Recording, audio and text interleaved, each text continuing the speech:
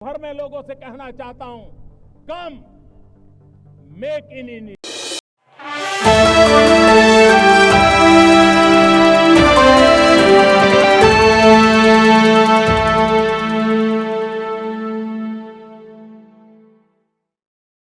बिहार की राजधानी पटना में महागठबंधन की आज बड़ी बैठक प्रस्तावित थी, लेकिन समय आते आते इसका आकार छोटा नजर आने लगा।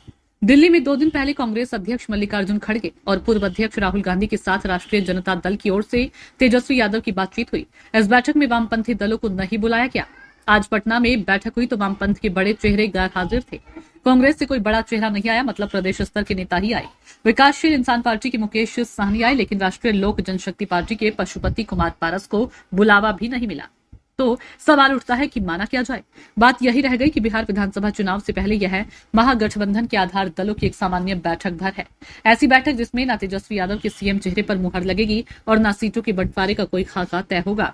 मुकेश सहनी को क्यों बुलावा, पारस क्यों दूर रखे गए। महागठबंधन की बैठक में विकासशील इंसान पार्टी के मुकेश सहनी को बुलावा मिला, लेकिन राष्ट्रीय लोक जनशक्ति पार्टी प्रमुख पशुपति कुमार पारस को न्योता तक नहीं मिला। सहनी के पास बिहार की राष्ट्रीय जनतांत्रिक गठबंधन सरकार में मंत्री पद का अनुभव है, जबकि पारस तो केंद्र की नरेंद्र मोदी सरकार में भी मंत्री रह चुके हैं। इसके बावजूद यह क्यों? इस सवाल का जवाब यही है कि लोकसभा चुनाव के ठीक पहले पारस ने अचानक एनडीए को छोड़ महागठबंधन का रुख एक जरूरतमंद के रूप में किया था, जबकि मुकेश सहनी एनडीए से चोट खाने के बाद तेजस्वी यादव से बेहद करीब आ गए थे। लोकसभा चुनाव में तेजस्वी यादव के साथ वह साई के रूप में थे, इसलिए वह महागठबंधन की पटना बैठक में बुलाए गए। मुकेश सहनी 60 सीटों की बात पर भी कर सकेंगे। यहाँ बिहार विधानसभा में कुल 243 सीटें हैं। कांग्रेस के लिए निर्दलीय सांसद पप्पू यादव 100 सीटें मांग रहे हैं। निर्दलीय होकर भी वह यह मांग कर रहे हैं क्योंकि वह बाहरी तौर पर कांग्रेसी हैं। अब खैर, कांग्रेस अब तक 70 की मांग पर अटकी है, तो वह मांग है, अब जिद नहीं। इधर विकासशील इंसान पार्टी के प्रमुख मुकेश सहनी ने महागठबंधन की इस बैठक से पहले अपनी पार्टी के लिए 60 सीटों की बात कही थी, लेकिन अब महागठबंधन के मंच पर वह इसका 10% भी दावा कर सकेंगे।